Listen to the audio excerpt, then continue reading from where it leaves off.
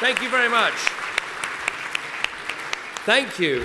Thank you, Samina, for that introduction. Thank you for that wonderful music. I didn't know what to expect with the day I've had. I thought it might be another one bites the dust, but thank you for that. And thank you, Kalpesh, for that superb and moving speech that you've just given. Thank you also to Ramnaklal and Shailesh Solanki for putting on such a fantastic event. And can I also say how much I enjoyed the excellent Diwali party that you hosted last week. It was truly an honor to unveil the Encyclopedia of Hinduism alongside His Holiness Swami Saraswataji. And I know that tomorrow is the most auspicious full moon of the Hindu calendar, and we hope you will enjoy celebrating that. Also tomorrow is the birthday of Guru Nanak Dev Ji, celebrated globally by the Sikh community, and we know that you will celebrate that too. But tonight is an extraordinary event, a great gathering. And when I look at the power list, the nominees and the people here tonight, the most impressive thing about the list isn't just the people on it, it's how broad it is, with people from so many different industries and fields. I think of Sir Jim Verdi, one of the founders of the Large Hadron Collider, at the forefront of scientific discovery.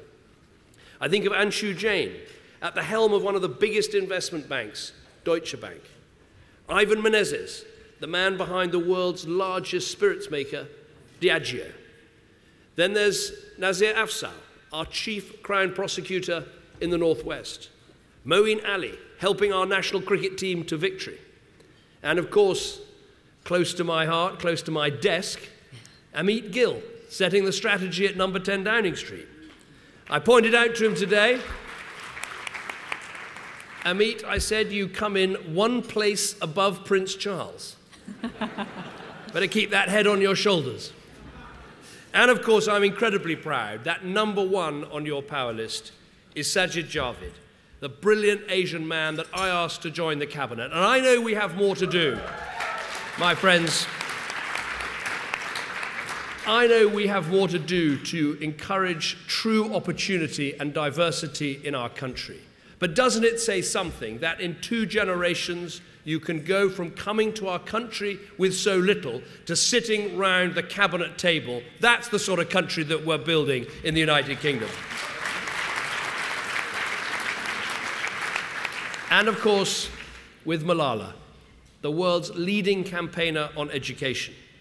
And let me say how proud I am, how proud we all are of what she's done for children around the world. Last year, Malala topped the GG2 power list. This year, she's gone on to win the Nobel Prize. So Sajid, no pressure there. But it really is great to be with you tonight. But tonight is about celebrating all those pioneers, all those trailblazers, the people who've done so well. But it's also about celebrating the country we have built together. And I think of all the things that make Britain a success and how every community has had a hand in them. I think of our economy, more competitive thanks to our huge range of businesses. I think of our culture, so much richer thanks to all its influences. I think of our communities, stronger thanks to the British values that unite us all, whatever our background. That is the success of our diverse nation, and that is what the people here tonight represent. But frankly, it is still not enough. In Britain today, there are still too few people from ethnic minorities in top positions. As has just been said, the absence is glaring in the boardrooms of the FTSE 250, in the chambers of the Houses of Parliament, on football managers' benches, on High Court judges' benches, and in our fighter jets, our naval ships, our armed battalions around the world. And I'm clear this has to change. Not to tick boxes, not to fill quotas, but to realize our full potential. Because Britain will only be the best it can be when its people, when all its people, are able to be all they can be. So I think there are 3 big things that everyone here can do. First, we need to remove the barriers that stop people getting on. Second, we need to attack prejudice in all its forms. And third, perhaps most poignantly tonight, we should celebrate role models. Because it's only when we do all these things that we can create a country where everyone, whatever their background, can truly get on. So first, we need to remove the barriers that stop people from getting on. That means building a strong country with a healthy economy, a country that gives you the skills you need, the reward for hard work, and the peace of mind that opportunities will be out there for you and your children to seize. Now, our long-term plan is bringing us closer to that goal, and it's driven by deeply held values, values that I know you share, like the importance of education, of enterprise, and of course, financial prudence. Take the deficit. We can talk all we like about people getting on and breaking glass ceilings, but if a country is crippled by debt, then frankly, no one is going anywhere. You know this more than most. You didn't build your businesses on a mountain of unpaid bills, and we won't build a better country if we're stuck in the red. Why? Because the deficit will be left for our children to pay, and that will hold them back. But there's something else we all know, that school is the most important thing in determining a child's future. Perhaps that is why British Indian pupils consistently have higher school attendance and better results than the rest of the population. I want a great education for every child in Britain. And with discipline back in the classroom and challenging subjects back on the curriculum, we are getting there, giving the next generation the best possible chance. Then there's enterprise. If we want to see the next Rami Ranger, the next Samir Chowdhury, we've got to unleash the spirit of enterprise, a spirit that runs so deep in British, Asian, and ethnic minority communities. So we're slashing the red tape, cutting the business taxes, backing businesses, small and large, to make this the best country in the world to trade. And to all those with an idea or an invention, let's give them a leg up, with more than 15,000 people already taking out startup loans and becoming their own boss. And it won't surprise you that more than a quarter of them are from Britain's ethnic minorities. And Samir, Rami, I'd watch out. Some of these people are really, really good. But second, as I said, we need to attack prejudice in all its forms. And let us be clear, there is no place for intolerance in this country. It angers me beyond words when I hear about Hindu temples being torched, when I hear about headscarves being torn from women's heads, when I hear about black football players being heckled on the pitch.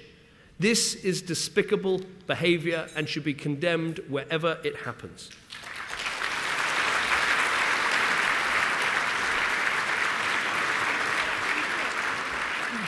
And as we think of this weekend, and we think of that beautiful display of poppies swooping round the tower, it's behavior between communities who a century ago battled the forces of tyranny and division together.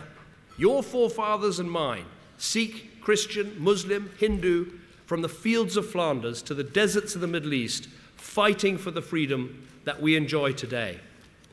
I'm proud that we've done more to tackle anti-Muslim hatred than any previous government.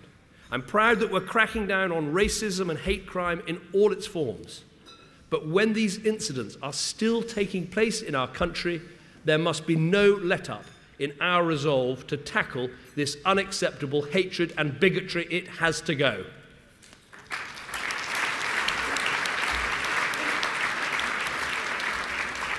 Now, third and finally, we need to champion these role models. And that's exactly what we're doing here tonight. Because if you're on this power list, you have the power to inspire. If you're nominated for an award, you can encourage others to follow your lead. I want the young Muslim girl to see Mishal Hussain on television and think she too can become a top broadcaster. I want the Pakistani teenager to hear Naughty Boy on the radio and consider a career in music. I want the budding journalist to read GG2 and Eastern Eye and follow in the footsteps of Ramnaklal Solanki and all those who followed him. All of us here tonight can think of someone who's inspired us to do what we're doing right now. Well, you can be that person to somebody else. You can get out there, whether it's speaking in our schools, whether it's getting involved in charities, whether it's tweeting to your followers, you can say, if I can do it, then so can you. And if there's one thing that unites people here and the people being recognized tonight, it is that they think big. Look at the trustees of Neasden. They didn't just build a temple, they built the biggest temple in the world anywhere outside India. So Anish Kapoor didn't just make a modest sculpture for our Olympic Games, he made Britain's biggest public work of art. Sonny Thakkar didn't just run a company behind some middling boy band, he promotes One Direction, the biggest boy band in the world. So tonight, let's think big for what Britons of all backgrounds can achieve. And when I hear those terms, Your Honour, Brigadier General, Right Honourable, more often I want to hear it followed by a British Asian name.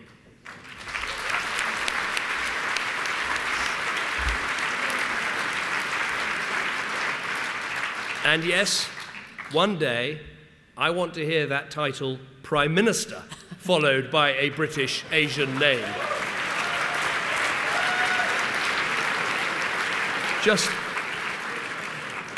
Just not immediately, if that's okay by you.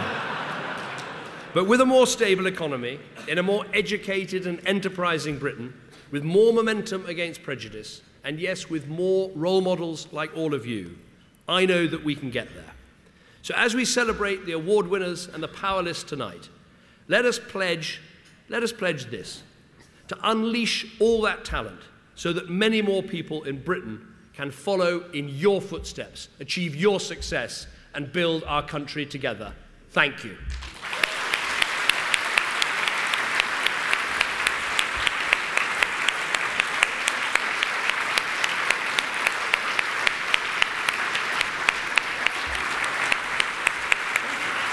Thank you, Prime Minister. A rousing speech. As you can see, everybody's enthused. And I'll let them carry on applauding you, if that's okay, for a few minutes.